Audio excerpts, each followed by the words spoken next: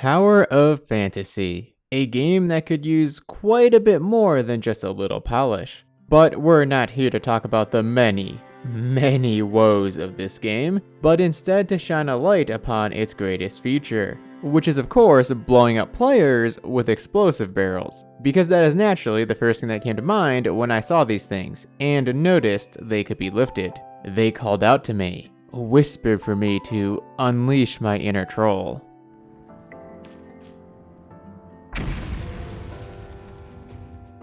I absolutely love this. Being able to mess with other players? Amazing. This isn't some novel idea, and indeed, in other games such as Genshin Impact, the same can be done. The difference, however, is these barrels can be carried. So long as there's a player and a barrel somewhere nearby.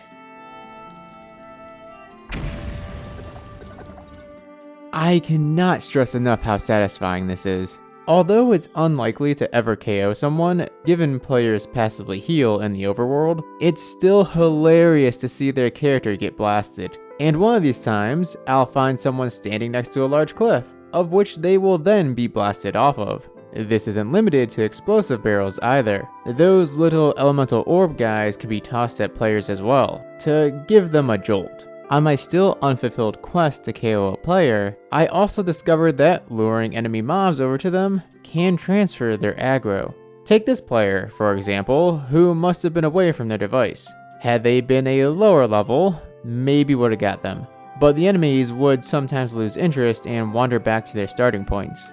Anyways, just wanted to highlight what is easily the best feature of this game. That a small mechanic, like being able to lift objects, leads to such discoveries, or oversights, is way cool. This is Musashi, signing off. Till next time.